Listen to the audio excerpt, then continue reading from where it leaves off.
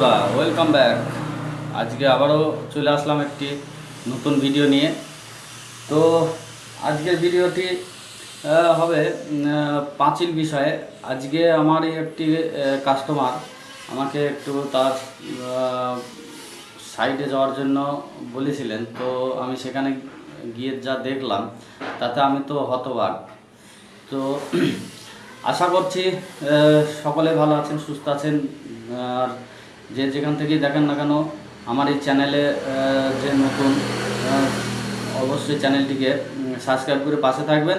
আর already যারা subscribe করে রেখেছেন তাদেরকে অসংখ্য ধন্যবাদ। তো চলুন মূল ভিডিও, আপনাদেরকে ভিডিওটি আগে দেখিয়ে নিই, তারপরে আবারও কথা বলছি। তো আমরা সাইডে চলে এসেছি।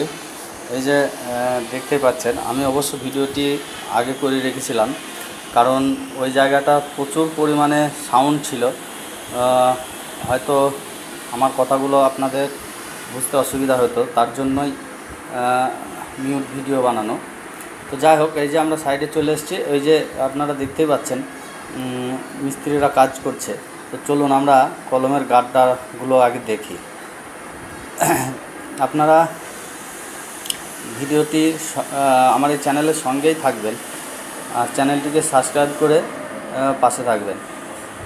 তো এই যে দেখুন, এই কলমটি আপনাদেরকে দেখাচ্ছি। এই যে দেখুন কলমটি কোথা থেকে উঠেছে, কলমের যে রডগুলো কোথা থেকে খাড়া করা হয়েছে আপনারা দেখতে পাচ্ছেন। এই রডটি অন্তত মিডিল পজিশনে যাওয়ার দরকার, যেহেতু পাঁচিল আর সীমানা সই করেই নেওয়া হয়। তারপরেও মাটি একটু স্লোপ করে যদি মাটি কাটিং করা হতো, তাহলে কিন্তু কিছুটা ঢালাই, বেশ ঢালাই ভিতরে ঢুকিয়ে দেওয়া যেত, আর কলমটি কিছুটা জায়গা হলেও বেশটাকে পেত। তো এই যে মিস্ত্রি আমার সঙ্গে তর্ক বিতর্ক শুরু হয়েছে। হ্যাঁ, উনি ওটা তো একরকম হয়েছে, তারপরে এই যে কলমের রডগুলো 8 mm দিয়েছে, সেটা আমি ওনাদেরকে বলছি যে 8 mm রডে কাজ হবে না। তো ওনারা বলে হবে, ওখানে 10 mm রড।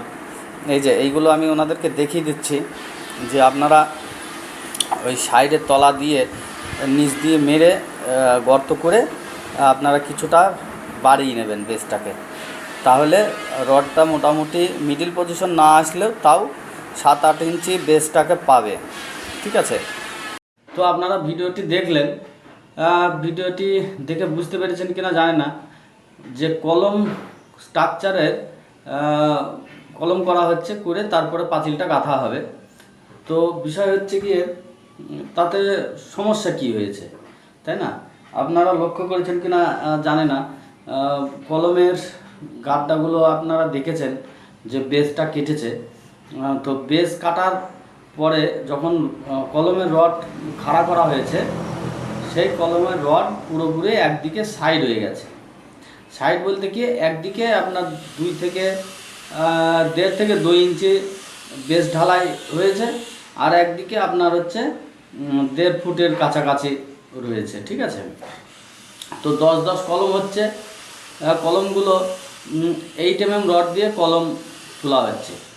4টে 8 mm রড বাঁধা হয়েছে কলমগুলোতে। তো 10-10-এর কলম হচ্ছে সেখানে।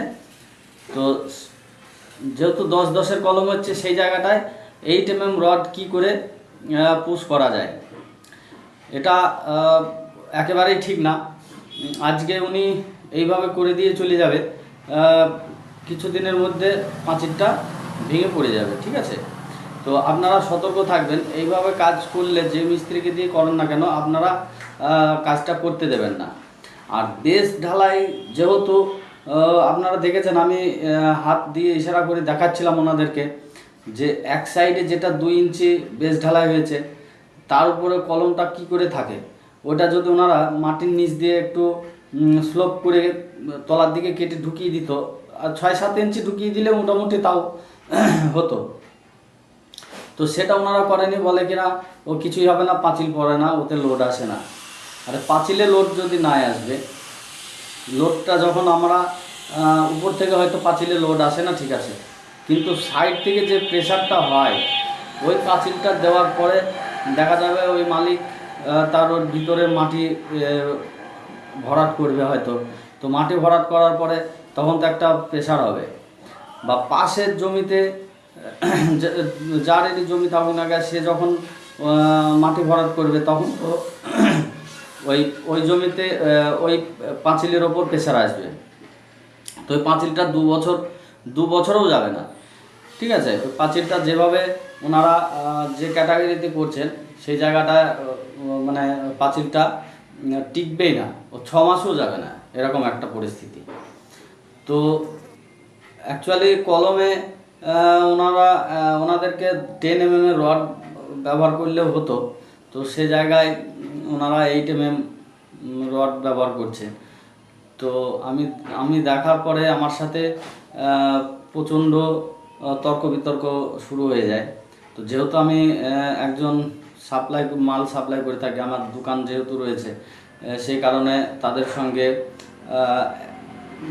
মুদ্রা কথা হচ্ছে কি শত্রুতা বাড়ানোর প্রয়োজন মনে করি না। তবু যেটা ঠিক সেটা বলে এসছি যে এইভাবে করাটা ঠিক হবে না, কেননা তোমরা কাজ করে চলে যাওয়া পয়সা নিয়ে, কিন্তু পাঁচিলটা যদি ক্ষতি হয়ে যায় ওনার হবে, ওনার একটা বিরাট ক্ষতি হয়ে যাবে। তো আপনারা সতর্ক থাকবেন, এইভাবে কাজ দেখলে করতে দেবেন না। আর যদি প্রয়োজন হয় 2-6 ইঞ্চি জায়গা আপনারা সাইডে রেখে দেবেন, দিয়ে পাঁচিলটা দেবেন, তাতে ভালো হবে। ওনারা যেটা বলছে যে লোকের জমিতে বেশ ঢালাই করা যাবে না, সেটাও ঠিক কথা, কিন্তু যদি মাটির নিচ দিয়ে একটু স্লোপিং করে কেটে সেখানে ঢালাইটা ঢুকিয়ে দেওয়া যেত, তাহলেও কিন্তু এই জায়গাটায় খুব একটা সমস্যা হতো না।